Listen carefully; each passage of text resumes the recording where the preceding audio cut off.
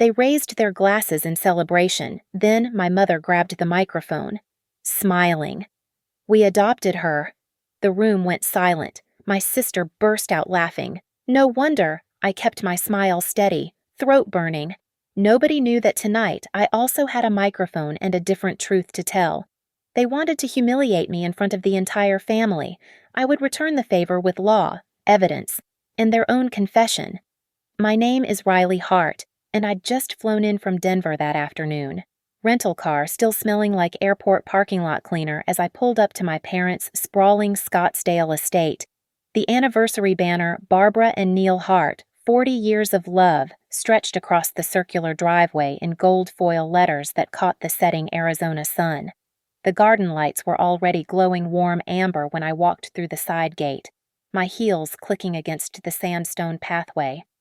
Servers in crisp white shirts weaved between clusters of relatives I hadn't seen since last Thanksgiving. The familiar scent of my mother's signature gardenias mixed with catered prime rib made my stomach turn slightly, or maybe that was just the anxiety of another family performance. Riley, finally. My cousin Marcus waved from the bar they'd set up near the pool. "Thought you'd skip another family thing?" I forced the practiced smile that had gotten me through countless client presentations. "Wouldn't miss their 40th? The lie came easily. I'd absolutely considered missing it, had stared at the invitation for weeks before booking the flight. But something in my mother's voice during our last phone call, that particular tone of barely contained excitement, had made me curious enough to show. The cocktail hour stretched on with the usual symphony of clinking glasses and overlapping conversations about golf handicaps and kitchen renovations. I nursed a glass of white wine, watching my sister Sloane hold court near the dessert table, her PR executive polish on full display as she regaled our aunts with some story about a celebrity client. She caught my eye and gave me that little smirk, the one that said she knew something I didn't. At 7:30 sharp, my father's brother Tom tapped the portable microphone, calling everyone to gather around the main patio. The backdrop they'd commissioned, a professional photography screen with their wedding photo blown up to poster size, stood behind a small platform. Very my parents' orchestrated spontaneity. "Before we continue with dinner," Tom announced, his real estate auctioneer voice carrying across the crowd, "Barbara and Neil wanted to share something special with all of you." My mother glided forward in her cream cocktail dress, taking the microphone with the confidence of someone who'd chaired 100 charity committees. Dad stood beside her, his hand on her lower back, their signature united front pose. "Thank you all for being here," Barbara began, her voice honeyed with emotion. 40 years ago, Neil and I made vows to each other, but our greatest commitment, our most profound act of love, wasn't just to each other. The crowd murmured appreciatively. I felt my phone buzz in my clutch, a work email from Northwave Studio about Monday's user testing session. I'd brought my portable recorder for the interviews, could feel its weight against my wallet. 28 years ago, my mother continued, her eyes finding mine across the crowd. We made a choice that changed our lives forever. We saved a child who had no one. We gave her everything, our name, our love, our world. The garden went quiet, except for the distant hum of pool filters. We adopted her, our Riley, and we never told anyone because we wanted to protect her, to let her be truly ours. The silence cracked like ice under weight. Phones appeared in hands, subtle and not so subtle, as my relatives processed this revelation. My wine glass trembled slightly in my grip. Then Sloane's laugh cut through, bright, sharp, perfectly timed. "No wonder," she exclaimed, loud enough for everyone to hear. "God, that explains everything, doesn't it? The artistic temperament, the whole different drummer thing. Not actually a heart, after all." The laughter that followed wasn't cruel. Exactly. It was worse, it was amused, knowing, as if 32 years of my life suddenly made sense to them in a way it apparently never had before. Cameras kept rolling. Someone's flash went off. I stood frozen, watching my mother's satisfied smile, my father's practiced concern, Sloane's triumphant grin. The recorder in my purse seemed to pulse against my palm as I gripped the clutch tighter. If they wanted to make me a spectacle, to rewrite my story for their audience, then fine. I touched the small device through the leather, an idea crystallizing with perfect clarity. They loved microphones so much, I'd give them exactly what they wanted. The first time I noticed something was off. I was 15, living in our old house in Albuquerque. Mom had sent me to get her reading glasses from their bedroom, and I'd knocked over a stack of papers from Dad's nightstand. Most were tax documents, but there was an envelope, locked with one of those tiny key clasps. Riley, original docs, written in my mother's precise handwriting. When I asked about it at dinner, the temperature in the room dropped 10 degrees. Private family papers, Dad said, and that was that. Growing up in the Hart household meant living by unspoken rules. Family comes first, but that meant the family's image, not individual needs. Your achievements belonged to everyone. Your failures were yours alone. Privacy was selfish. Boundaries were rebellion. My freshman year at University of Colorado was the first time I could breathe, 400 miles from home. I discovered what it felt like to have a door that locked, emails that weren't mysteriously accidentally opened, conversations that weren't reported back to headquarters. But even then, the tether remained. "Why didn't you tell us about the design competition?" Mom had called one Sunday, somehow knowing about the poster contest I'd entered and lost before I'd mentioned it to anyone. Sloan had connections at CU, apparently, eyes everywhere. The summer before senior year, I'd landed an internship at a Denver startup. Mom insisted I live at home, commute the 90 minutes each way. "Family helps family," she said. What she meant was we maintained control. My portfolio sketches would appear at family dinners, passed around for critique. "Interesting choices," Aunt Linda would murmur, while Sloan helpfully explained why corporate clients would never go for something so experimental. They'd take without asking my leather jacket disappeared into Sloan's closet, returned months later reeking of cigarettes. My laptop would be open to different screens when I came back from the bathroom. Once, I found my journal moved, certain pages creased as if photographed. "You're paranoid," Sloan would say, with that smile that made me feel crazy. "We're family. We share." The job offer from Northwave Studio came during Christmas dinner my senior year. I'd kept the interview process secret, drove to Denver alone, celebrated the offer with gas station coffee in silence. When I announced I'd accepted a position salary higher than Sloan's first job, the table went quiet. UI UX. Dad had said it like a foreign language. Not law school. "She's always been creative," Mom added, "the way you'd describe a problematic medical condition." Moving to Denver permanently felt like escape. My studio apartment, my income, my clients all mine. The visits home decreased Thanksgiving. Christmas, major birthdays. Each return felt like regression, like I was 16 again, being reminded that everything I had was because of what they'd given me. "You've forgotten where you came from," Mom would say when I missed cousins' weddings or charity galas. But I hadn't forgotten. I remembered everything, the way they'd show up at my apartment unannounced. Just happened to be in Denver. The copied key I found in Mom's purse. The client emails Sloan somehow knew about, offering sisterly advice on contracts she shouldn't have seen. The adoption revelation shouldn't have shocked me. There were signs. Looking back, the way extended family would study my face at reunions, the careful phrasing in family stories about when Riley came to us, the birth certificate I'd needed for my passport that took 6 weeks to arrive, looking somehow different from the one in my baby book. "Different drummer," Sloan had called it tonight. As if my entire personality was explained by DNA they'd always known wasn't theirs. As if every achievement, every struggle, every moment of feeling like an outsider in my own family finally had a neat, laughable explanation. Standing in that garden, watching them toast to their own generosity, I understood. This wasn't a spontaneous revelation. This was calculated the timing, the audience, Sloan's perfectly placed punchline. They'd made me a prop in their story of sacrifice and virtue, but they'd forgotten something crucial in all their planning, in their assumption that I'd play the grateful orphan I'd learned from the best. They'd taught me about control, about narrative, about using information as currency. The recorder in my purse had 60 hours of battery life. The cloud storage on my phone was infinite, and I had 3 years until I turned 35, though they didn't know I knew that particular deadline existed.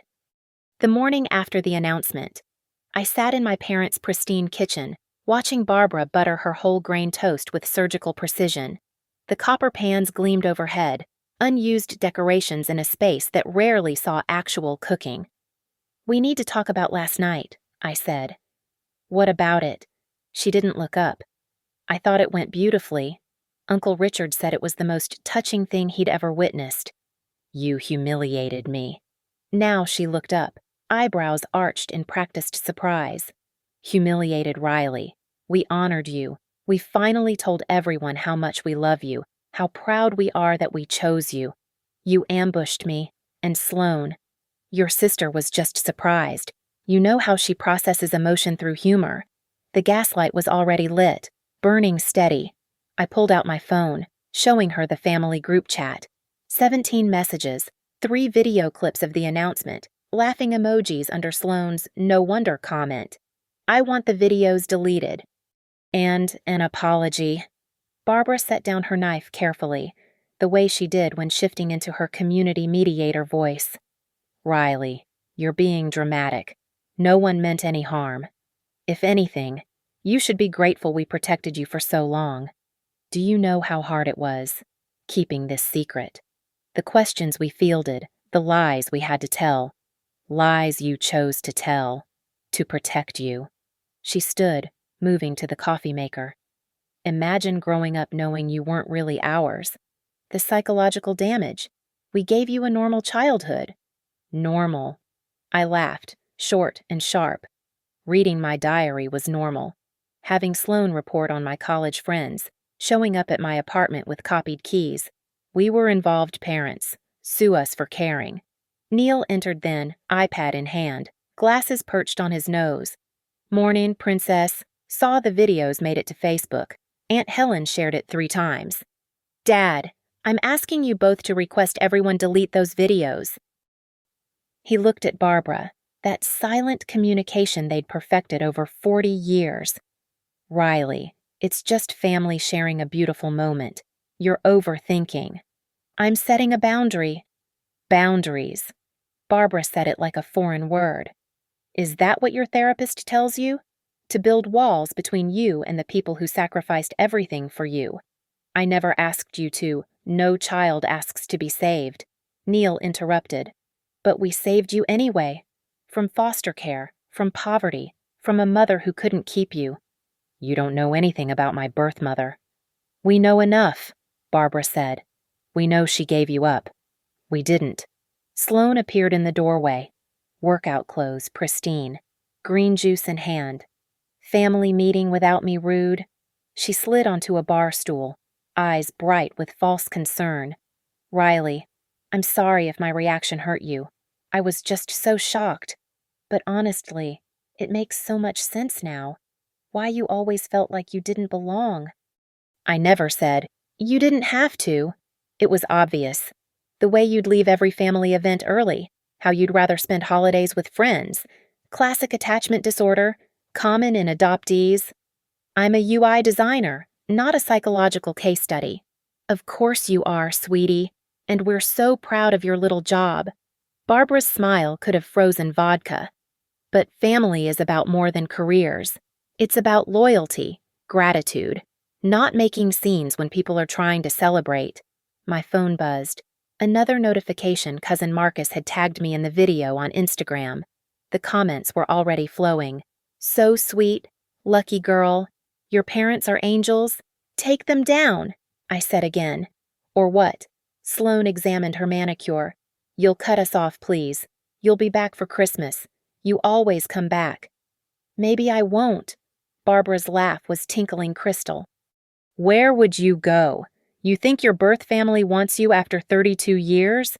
Sweetie, if they wanted you, they'd have found you by now." The cruelty of it was surgical, precise. I stood, my coffee untouched. "I'm leaving." "Of course you are," Neil said, returning to his iPad. "It's what you do. Run away when things get uncomfortable. But we'll be here when you're ready to apologize." "Apologize for making our anniversary about you," Barbara said. "For this tantrum. For being ungrateful." I grabbed my rental keys, my hands steady despite the rage burning through my chest. At the door. I turned back. They'd already moved on, Barbara discussing the country club luncheon, Sloane scrolling through her phone, Neil reading news, as if I'd already disappeared. "You want gratitude?" I said. "Fine. Thank you for showing me exactly who you are." Sloane looked up, smirking. "Dramatic exits. Must be in your real genes." In the rental car, I sat for a full minute, engine running, air conditioning fighting the Arizona heat. They were so certain I'd fold, apologize, accept their version of reality. They'd spent 32 years training me to do exactly that, but they'd made one crucial mistake. They'd announced it publicly, made it legal record, which meant I could now legally access documents they'd kept locked away. I pulled out my phone and searched adoption records, Arizona adult adoptee rights. The first result was a law firm, Mason, Ellery and Associates, Denver. I called before I could reconsider. The law office of Mason, Ellery and Associates occupied the 14th floor of a glass tower in downtown Denver, all clean lines and muted grays. James Ellery himself was younger than I'd expected, maybe 40, with the kind of careful attention to detail that showed in his organized desk and the way he took notes by hand despite the laptop open beside him. "Adult adoptees have rights in Arizona," he explained, sliding a folder across the mahogany table. "Since you now have confirmation of your adoption status, we can petition for your original birth certificate and adoption records." "How long?" "Weeks, not months. But there's something else." He pulled up a document on his tablet. "You mentioned your parents' reaction seemed planned. That made me curious about the timing." "What do you mean?" "Adoption agreements from that era sometimes included financial provisions, trusts, educational funds, inheritance clauses. If your biological family had resources, there might be conditions attached." My pulse quickened. "What kind of conditions?" "Varies. Sometimes it's about maintaining contact, sometimes about disclosure timelines. I'd need to see the original agreements." 3 weeks later, a courier delivered a package to my Denver apartment. My hands shook as I opened it, spreading the documents across my dining table. The original adoption decree, medical records, and there a trust agreement with the letterhead of a Phoenix law firm. The biological grandparents I'd never known had been wealthy. Construction company money, according to the documents. They'd established a trust for their daughter's child me with several stipulations. The adoptive parents would receive generous quarterly payments for my care until I turned 18. After that, they'd maintain co-administration rights over the trust's disbursements, but only if certain conditions were met. The key clause was highlighted in faded yellow. Should the adopted child independently initiate contact with biological family members before reaching 35 years of age, co-administration rights transfer solely to the beneficiary. I read it 3 times before the full impact hit. If I contacted my birth family before 35, my parents lost their control over the trust. If I didn't, they maintained joint control indefinitely. I was 32. "Jesus Christ," I whispered to my empty apartment. But there was more. Paper clipped to the back, a series of letters, handwritten, dated over the years. The return address was consistent: Mariah Coleman, Sedona, Arizona. "Dear Riley," the first one began, "I don't know if you'll ever read this, but I need you to know you were loved, are loved. I was 17 when you were born, and my parents thought they were doing right by us both." Letter after letter, returned to sender. Addressee unknown. But the addresses were correct, my childhood homes. Perfectly accurate. My parents had sent them back. I called James immediately. "They committed fraud," he said after I'd explained. "Intercepting correspondence, hiding the trust conditions, planning the disclosure timing to maintain financial control. Riley, this is serious." Can we prove it? We'll need more evidence of intent. Emails, recorded conversations, anything showing they knew about the 35-year clause and deliberately planned around it. I thought about the family computer, how my mother never deleted emails, just archived them in elaborate folder systems, how Sloan backed everything up to the cloud, paranoid about losing client communications. I might know where to look. That night, I used the skills they'd never known I'd developed. Years of UI/UX work had taught me about information architecture, about how people organize digital spaces. Barbara's email password was still her anniversary date, plus Sloane's birth year she'd mentioned it once, complaining about IT requirements at her volunteer job. The emails went back years. Barbara to Sloane, marked Private Family Matter. S. Remember, nothing about the adoption until after ours 35th. The trust provisions are clear. 3 more years and we're free to restructure. Dad's medical bills wiped out our savings. We need this to work. Another, from last month. The anniversary party is perfect timing. Public enough that she can't make a scene. Late enough that she can't investigate before the deadline. Your shocked reaction will help sell it as spontaneous. Sloane's response already practiced my surprised face. No wonder, right like we discussed. Makes it about her being different, not about the money. She'll be too hurt to dig into legal stuff. I screenshotted everything, sent it to my attorney, then found one more thread that made my stomach turn. Neil to his brother Tom, dated 2 weeks ago. Tom, need you to record the announcement. If Riley tries to claim coercion later, we need video showing it was a celebration, not manipulation. Make sure you get Sloane's reaction too. Should be Oscar-worthy. They'd orchestrated every detail, turned my life into a performance where I was the only one without a script. But they'd forgotten that every performance leaves evidence, and they'd taught me to never throw anything away. I pulled up the trust documents again. Mariah Coleman, Sedona, my birth mother. It was 11:30 p.m., too late to call, but I wrote an email to James. I want to contact my biological mother, immediately, before they realize what I know. His response came within minutes. I'll prepare the documentation tonight. We file first thing tomorrow. I stared at the letters from Mariah. 20 years of attempted contact. 20 years of, I hope you're happy, healthy, loved. Barbara was wrong. My birth family had tried to find me. They'd never stopped trying. And in 3 weeks, I'd find them first. I built the website at 3 a.m. on a Tuesday, fueled by cold brew and years of suppressed rage. Clean design, password protected, every document time-stamped and verified. The email chains, the trust agreements, the returned letters all organized in a beautiful, damning timeline. The domain name was Simple Truth at 40. Calm, not searchable, not public, not yet. James had filed the paperwork to contact Mariah through legal channels. While waiting, I prepared. The portable recorder I'd carried that night at the anniversary party was just the beginning.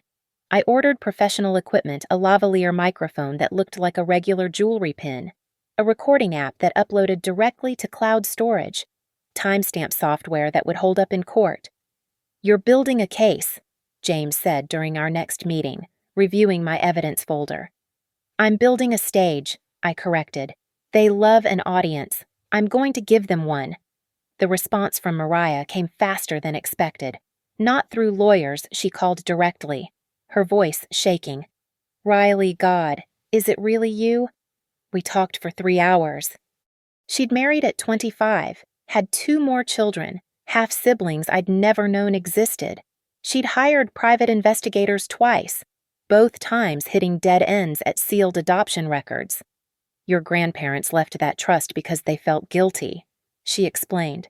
They forced me to give you up, said 17 was too young, that I'd ruin your life and mine. But they wanted to make sure you were provided for. The conditions were their way of ensuring you'd eventually have control. Did you know about the 35-year clause? No? Just that there were provisions for when you were older. Your adoptive parent's lawyer handled everything. I recorded our conversation with her permission, saved the file in triple redundancy. Then I asked the crucial question. Would you be willing to write another letter? One that shows you tried to maintain contact. Riley, I'll write 100 letters. I'll testify. Whatever you need. The next phase required bait. I called Barbara. Let exhaustion color my voice. Mom, I've been thinking about what you said. About gratitude. Her satisfaction practically dripped through the phone. I knew you'd come around. There's another family event coming up. Right. The foundation fundraiser. The Phoenix Children's Hospital benefit. Next month. Why? I want to help. Maybe put together a video presentation about our family's commitment to children in need. The pause was brief. That's unexpected. You were right.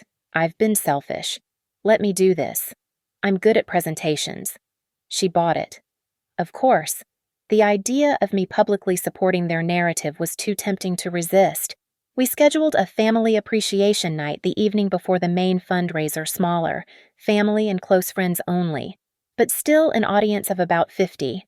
I reached out to each piece of the puzzle separately. The bank managing the trust, asking for a representative to be available for potential document verification on that date. A court reporter friend from a previous UX project who owed me a favor. The AV team for the venue, with specific technical requirements. The microphone system was crucial. I hired my own tech, paid cash, had him sign an NDA, 3 wireless mics for the family table, plus the recorder in my blazer, plus the room's built-in system I'd have control over. Why all the tech, Sloan asked when she heard about my involvement. We were on a family Zoom call, planning the event. I want it perfect, I said. Professional quality. Something you'd be proud to share with your PR clients. She preened at that, already imagining the social media potential. I created 2 presentations.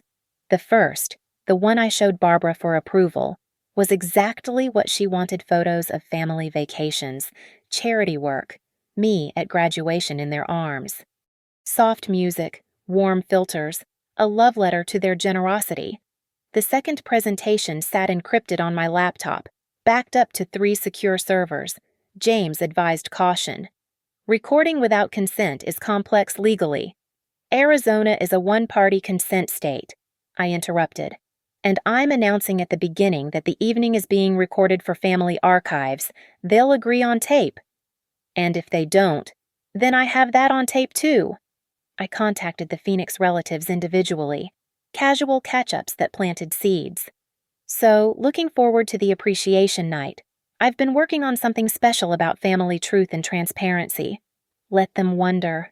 Let them whisper. The cease and desist letters were pre-drafted, sitting in James's office. The bank had confirmed their representative would attend. I'd even hired a professional videographer for the family archives who happened to be a documentary filmmaker interested in stories about adoption fraud. 3 days before the event, I did a tech rehearsal at the venue, tested every mic, every camera angle, every slide transition, the AV tech. A guy named Marcus, who'd seen enough corporate takedowns to recognize one brewing, gave me a knowing look. You want the wireless mics hot from the start? Every second. In the presentation switch you want manual control. Password protected, 2-factor authentication. He whistled low. Someone's about to have a bad night. Someone's about to have an honest night, I corrected. The afternoon before the appreciation dinner, I stood in my Denver apartment, looking at the 2 garment bags hanging on my closet door. One held a conservative dress Barbara would approve of. The other, a sharp blazer and pants professional. Serious, the kind of outfit you wear to deliver truth. My phone buzzed. Sloan, in the family group chat. Can't wait to see Riley's presentation tomorrow. Mom says it's absolutely precious. I typed back, it's definitely something you'll never forget. Then, I deleted the first presentation from my laptop, leaving only the real one. No backing out now. Tomorrow night, they'd get exactly what they'd asked for: a public celebration of family truth. The microphone they'd handed me months ago at their anniversary was about to become mine. The Paradise Valley Country Club had been decorated in soft gold and cream. Barbara's signature colors, round tables with centerpieces of white orchids, the LED backdrop I'd requested glowing behind the small stage. Hart Family, a Legacy of Love in elegant script across the screen. I arrived early, 6:45 p.m., while the AV team was still adjusting lights. My blazer felt armor-like, the tiny microphone secured inside, the recorder in my interior pocket already capturing. "Ms. Hart," the venue coordinator rushed over. "Your mother's been asking for you. She wants to review the presentation order." "Tell her it's perfect as planned," I said, handing the tech my laptop. "Passwords already entered. Just hit play when I give the signal." Barbara swept in at 7 sharp, resplendent in champagne silk, Neil beside her in his best navy suit. Sloane followed, her phone already out, live streaming to her Instagram story. "Riley." Barbara air-kissed my cheek. "You look professional." "It's an important night." Guests filtered in aunts, uncles, Barbara's book club, Neil's golf buddies, Sloane's PR network. The bank representative, Mr. Davidson, took a seat near the back, briefcase at his feet. The court reporter I'd hired sat unobtrusively in the corner, appearing to check her phone but actually monitoring her recording equipment. Cousin Marcus played MC again, warming up the crowd with jokes about family gatherings. The dinner was served salmon or filet, Barbara's standard upscale choices. I pushed food around my plate, watching Sloane work the room, already crafting tomorrow's social media narrative. At 8:30, Marcus tapped the microphone. "Before we continue celebrating the Hart's incredible generosity, Riley has prepared something special." I stood, smooth, controlled. The wireless mics at our table were live. I could see the tiny red lights. "Thank you all for being here," I began, taking the handheld mic. "As many of you now know, I recently learned something profound about my place in this family. Tonight, I want to share our complete story." Barbara beamed. Neil nodded approvingly. Sloane had her phone trained on me. Recording. "This is being documented for our family archives," I announced clearly. "I hope you'll all be part of this permanent record." Murmurs of agreement. Perfect. Let's start with gratitude. The first slide appeared a family photo from last Christmas. I'm grateful for truth, for transparency, for the technology that helps us preserve real moments. The slides began changing. Family barbecues, charity galas, Sloane and me as children. The audience relaxed, settling in for the expected tribute. 3 months ago, I continued, my parents revealed I was adopted. It was unexpected. The video clip played Barbara's announcement. Sloane's "No wonder." The audience chuckled uncomfortably. But what you don't know is why they chose that moment. The slide changed. The trust document appeared. The 35-year clause highlighted in yellow. Barbara's champagne glass stopped halfway to her lips. You see, there was money involved, a trust from biological grandparents I never knew. The conditions were specific. Next slide. The email from Barbara to Sloane about waiting until after my 35th birthday. Gasps rippled through the room. Sloane stood, moving toward me. "Riley, what are you? Please, let me finish." I clicked again. Her response email filled the screen. Already practiced my surprised face. The announcement wasn't spontaneous. It was strategic. Neil was on his feet now. "Turn this off.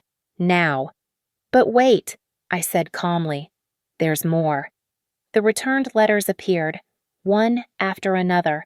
20 years of address unknown stamps across Mariah Coleman's handwriting. My birth mother tried to contact me for decades. These letters were sent to correct addresses and returned. Barbara grabbed for the mic. The wireless system caught her perfectly. "This is ridiculous manipulation. Turn it off or what, Mom?" I asked, knowing every word was being recorded. "You'll cut me off, disinherit me. Take away the trust you've been controlling." "We did it for your own good," she snapped, her composure cracking. That woman was a child herself. The money was, we earned that money raising you. Earned it. I clicked to the next slide, their bank statements showing trust disbursements funding Sloane's MBA, the Scottsdale house renovation, Neil's business losses. by using my inheritance as your personal account. Sloane lunged for my laptop on the tech table. The AV guy blocked her smoothly. Her voice, sharp and clear through the wireless mic. Shut it down, Mom said we had until she was 35. The trust. She froze, realizing what she'd just admitted. The trust, I continued, that you planned to maintain control over by publicly humiliating me, hoping I'd be too wounded to investigate. Mr. Davidson stood, clearing his throat. Ms. Hart, as the bank's representative, I need to inform Mr. and Mrs. Hart that based on tonight's documented admissions, the trust's co-administration clause has been violated. Barbara's face had gone pale. You can't, this is entrapment. This is accountability, I corrected, and it's all being legally documented. The court reporter stepped forward, fingers still moving across her stenotype machine. Every word, Mrs. Hart. I also have someone else who'd like to speak. I clicked to the final slide, a video message I'd recorded with Mariah the day before. My birth mother's face filled the screen, older than the photos I'd found, but with my same eyes, my same stubborn chin. Hello, everyone. I'm Mariah Coleman, Riley's biological mother. I want you all to know that I never stopped looking for my daughter, never stopped writing, never stopped loving her. The Harts didn't just adopt Riley, they stole her from a family that wanted to be part of her life. The room erupted. Phones came out, not for social media, but for frantic legal calls. Barbara was screaming at Neil about lawyers. Sloane was trying to delete her Instagram story, not realizing the live stream had already been screen recorded by dozens of viewers. I set the microphone down gently, walked to where my parents stood frozen in their ruin. You wanted a public celebration of truth, I said quietly, my personal mic still capturing every word. Congratulations. You got one. The bank representative approached with documents. Ms. Riley Hart, as sole beneficiary and administrator of the Coleman Family Trust. These require your signature. I signed with Barbara watching, her 40-year marriage anniversary banner glowing mockingly behind us. We raised you, she whispered. Doesn't that count for anything? You raised me to understand control. I replied, Consider this graduation. The room hung in suspended chaos, relatives frozen mid-gasp, phones half raised. Barbara's perfect party collapsed into rubble. I stood at the center, calm as the eye of the storm I'd created. You want to destroy us, Neil said, his legal mind already calculating damages. Our reputation, our standing. No. I interrupted, pulling out my phone. I want something much simpler. I opened the family group chat, the one with 43 members, where those anniversary videos still lived, liked and reshared dozens of times. Delete them, every video, every photo, every post from that night. Now. Sloane laughed, sharp and bitter. You can't seriously think, I can seriously demonstrate, I said, projecting my voice for the room. How 2 minutes ago, you admitted on recording to conspiracy to defraud a beneficiary. The state of Arizona takes that seriously. Don't you, Mr. Davidson? The bank representative nodded gravely. Fraud involving trusts over $2 million carries significant penalties. Barbara's hand shook as she pulled out her phone. This is extortion. This is negotiation. I turned to address the room, many of whom were still recording. Everyone here heard my mother announce my adoption as a celebration. You heard my sister mock my heritage. What you didn't hear was an apology. So I'm offering a trade. James Ellery entered from the side door, precisely on schedule, carrying a folder of legal documents. Mrs. Hart, Mr. Hart, Ms. Sloane Hart. These cease and desist orders require your immediate attention. Cease and desist. Sloane grabbed the papers. For what? Defamation, fraud, intentional infliction of emotional distress. James listed. However, my client is willing to forego legal action if certain conditions are met. I walked to the laptop, pulled up a prepared document. 1, complete removal of all content from the anniversary party. 2. Written acknowledgement that the adoption announcement was planned to maintain financial control. 3. No further public discussion of my origins without my written consent. You want us to admit, Barbara started. I want the truth on record, like you wanted your version on record 3 months ago. The court reporter's fingers never stopped moving. The documentary filmmaker I'd hired had shifted positions, catching Barbara's profile as she crumbled into Neil's side. We won't sign anything, Neil said, rallying his courtroom voice. Then we proceed with fraud charges. James said simply. The evidence, Ms. Hart has compiled emails explicitly discussing deception, returned letters that constitute mail fraud. Misuse of trust funds would make for a compelling case. I clicked to one final slide, a screenshot of the trust's current value. $2.7 million. That's what you've been siphoning for 17 years. Sloan's MBA, your renovation, Neil's failed restaurant venture, all documented. The room collectively inhaled. Uncle Tom, Neil's brother, stood slowly. Neil, is this true? The family money you said was from your practice? Tom, don't listen to. I recorded you. I said quietly. 2 weeks ago. You asked Tom to film the announcement specifically for legal protection. You knew it was wrong. I played the audio from my phone. Neil's voice filling the room. Make sure you get Sloane's reaction too. Should be Oscar-worthy. Tom's face went dark. You used me. The dominoes fell faster now. Relatives demanding explanations. Sloane's PR contacts slipping out quietly. Already distancing themselves. Barbara's book club president whispering to her neighbor about finding a new venue for meetings. Stop, Barbara said, voice breaking. Please, we'll sign. James spread the documents on a nearby table. You'll need to initial each page. As they signed, Barbara crying silently. Neil stone-faced. Sloane seething. I felt something shift in my chest. Not satisfaction exactly. More like bones settling correctly after years of misalignment. There's one more thing, I said when they finished. A personal message, not legal. Just truth. I pulled out the last letter from Mariah, the one that had arrived yesterday. My birth mother wrote something I want you to hear. Family isn't about blood or paperwork or trusts. It's about truth, about seeing someone fully and choosing to love them anyway. The Harts gave you resources, Riley, but they never gave you that. Barbara's sob was caught perfectly by the wireless mic. You're right that you raised me, I continued.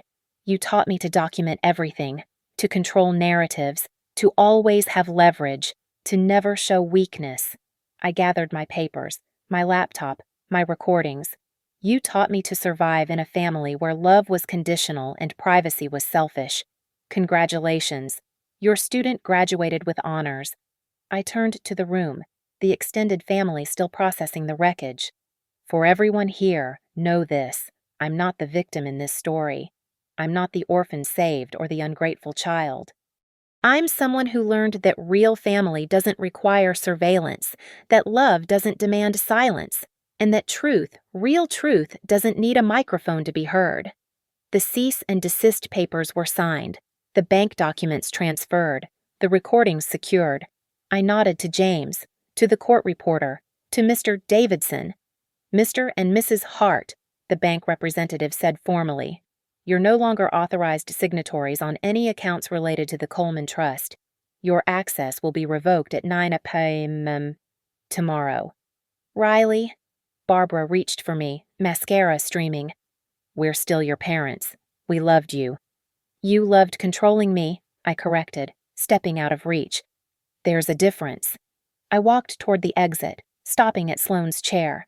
She sat frozen, her phone dark, her perfectly curated world cracking. That "no wonder" comment. I said quietly. You were right. No wonder I never felt like I belonged. You made sure of it. The door was 10 feet away. 5. Then Barbara's voice, desperate and raw. What do you want from us, really want? I turned one final time, the room holding its breath. Nothing, I said. For the first time in 32 years, I want absolutely nothing from you. The microphone on the podium was still live, still recording. I walked past it without looking back, my heels clicking against marble, the sound echoing like a judge's gavel coming down. Behind me, the Legacy of Love banner flickered on the LED screen, the words dissolving into pixels, then darkness. The Paradise Valley Country Club's automatic doors whispered shut behind me, sealing away the chaos I'd orchestrated. My heels clicked against the portico's marble, each step measured, unhurried. Behind the glass, I could see the shadows of movement, Barbara collapsing into a chair, Neil's arms gesticulating at James, Sloane standing alone by the dead LED screen. I handed my valet ticket to the attendant, a young guy who'd probably heard enough through the doors to know something monumental had just happened. He jogged off to retrieve my rental car, leaving me standing in the warm Arizona night, the desert air carrying hints of sage and distant rain. My phone buzzed, then buzzed again, and again. Notifications flooding in family members who'd been inside sharing clips, Sloane's PR contacts asking for statements, unknown numbers that were probably reporters who'd caught wind of the live stream disaster. I powered it off without looking at any of them. The Audi pulled up, and I tipped the valet $50, probably more than he'd make all night. He deserved it for the discretion I saw in his carefully averted eyes. I drove 2 blocks before pulling over, my hands finally allowed to shake. The recorder in my pocket was still running, still documenting, but the only sound it captured was my breathing slowly returning to normal. I pulled it out, looked at the red recording light, and pressed stop. 5 hours and 43 minutes of audio. Everything I'd needed. The leather seat held me as I reached for my personal phone, the one only 6 people had the number for. One text waiting. From Mariah. Watched it all through the filmmaker's live stream. You okay? I typed back free. The drive to Sky Harbor Airport took 23 minutes. I'd booked the 10:45 p.m. flight back to Denver. My real life. My actual home. At the rental return, I grabbed my single bag from the trunk I'd learned to travel light to family events, always ready for quick exits. The security line was nearly empty this late. The TSA agent looked at my ID, at my face, back at the ID. Riley Hart. Still my name, for all their attempts to make it feel borrowed. At the gate, I finally turned my other phone back on. 97 messages. I deleted them all unread except one, from Marcus, my cousin who'd emceed both events. That was fucking legendary. Aunt Barb's still crying. Uncle Neil's called 3 lawyers. Sloane's locked herself in the bathroom. You need anything? I typed distance.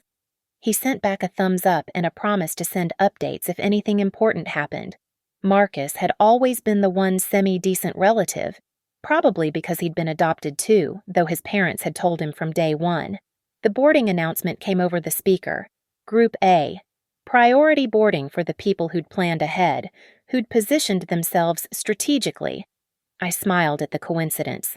I took my window seat, 3A, and looked out at the phoenix lights spreading into the desert darkness. Somewhere down there, Barbara was probably calling her prayer circle, spinning the narrative of the ungrateful daughter who'd betrayed them. Neil was likely on his 3rd scotch, calculating financial damage. Sloane was already crafting her comeback strategy.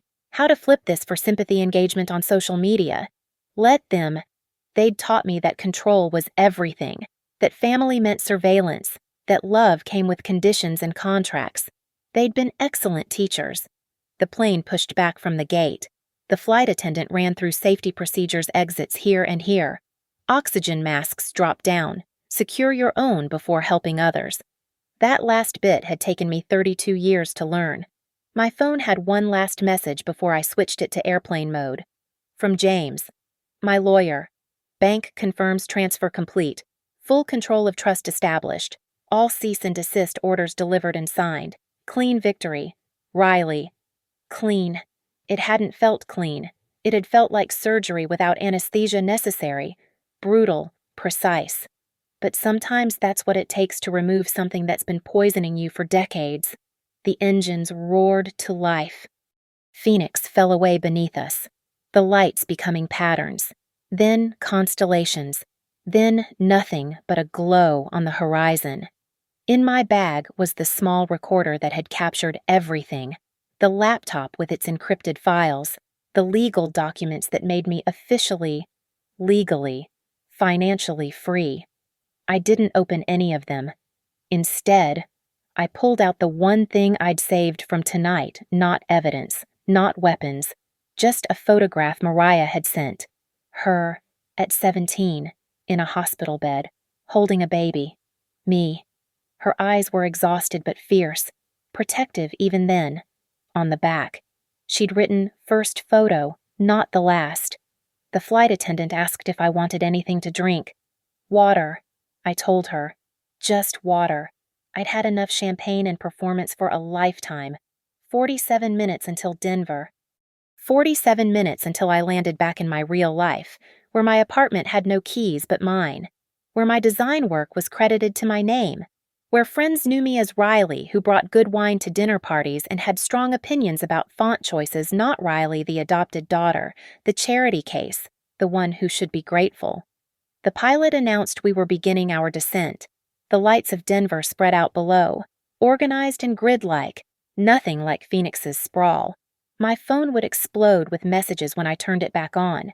There would be fallout, family gossip, maybe legal challenges. Barbara and Neil wouldn't go quietly into their diminished kingdom. But tonight, for this moment suspended between desert and mountains, between past and future, I had exactly what I'd wanted. Not revenge, though it might look that way from the outside. Not their money, though I'd secured what was mine. Not even justice. Exactly. Just truth. Documented. Witnessed. Undeniable truth. The wheels touched down at 11:32 p.m. Mountain Time. The other passengers immediately pulled out their phones, returning to their urgent connections. I left mine dark for another moment, feeling the weight of what I'd done, what I'd ended, what I'd begun. Then I turned it on, sent one message to Mariah. Landed safe. Let's talk tomorrow about meeting in person. Her response was immediate. I'll drive to Denver whenever you're ready. Ready. I'd been ready for 32 years. I just hadn't known it until Barbara grabbed that microphone, until Sloane laughed, no wonder, until I realized that sometimes the only way to honor the family you were given is to choose the family you deserve. I pulled my bag from the overhead compartment and walked off the plane into the Denver airport, into the life I'd built, into the truth I'd earned. Behind me, the gate agent was already announcing the next flight to Phoenix. New passengers boarding, their own dramas and destinations ahead of them. My story with the Hearts was over, not with forgiveness or reconciliation or the healing reunion they'd probably spin for sympathy. It ended with me walking through an airport at nearly midnight, nobody's daughter but my own, nobody's project but mine. The automatic doors opened to the Colorado night, crisp and thin and nothing like Arizona. I breathed it in, this air that didn't smell like gardenias or old money or 40 years of perfect marriages built on profitable lies. The Uber driver asked if I was coming home from vacation. Something like that, I told him. We drove toward downtown, toward my apartment where no one else had keys, toward the sunrise that would come in about 6 hours, toward whatever came after you stopped being someone else's story and started being your own. My phone lit up with another message. This time from a number I didn't recognize. Area code 928 Sedona. A photo appeared, a woman about my age, curly hair like mine but redder, same stubborn chin, holding a sign that said, "Welcome home, Riley," with 2 teenagers grinning beside her. My half-siblings. My family. Not by law or blood or someone else's design, but by choice. The recorder in my bag was off. There was nothing left to document. No more evidence to gather. For the first time in my life, I wasn't preparing for the next betrayal, the next violation, the next family ambush disguised as love. I was just Riley Hart, 32 years old, UI/UX designer, landing in Denver at 11:47 p.m. on a Thursday, With $2.7 million I'd never asked for and a family I'd never known existed, finally free from the one that had raised me to be exactly who I'd needed to become to survive them. The city lights blurred past the window. Somewhere, Barbara was still crying. Somewhere, Sloane was plotting. Somewhere, Neil was calculating losses. And here, in this Uber heading home, I was smiling. Not the practiced smile I'd perfected for family photos or the sharp smile I'd worn during tonight's revelation, but something smaller, private, real. The driver pulled up to my building. I grabbed my bag, left a generous tip, and stood on the sidewalk for a moment. The mountains were invisible in the darkness, but I knew they were there solid, unmovable, patient. Tomorrow I'd wake up without the weight of their secrets. Tomorrow I'd answer Mariah's call. Tomorrow I'd begin learning what family felt like when it wasn't a performance. But tonight, I just walked into my building, rode the elevator to the 7th floor, unlocked my door with my own key, and stepped inside the space where nobody could reach me without permission. I set down the recorder, the laptop, the evidence of everything I'd been and done. Then I walked to my window and looked out at Denver sleeping below. This city that had become my refuge without my even realizing it. Somewhere in Arizona, my former family was dealing with the wreckage of their own careful plans. They'd wanted to announce I was adopted. They'd gotten their wish. They just hadn't expected me to have a microphone, too. Thank you for listening to this story.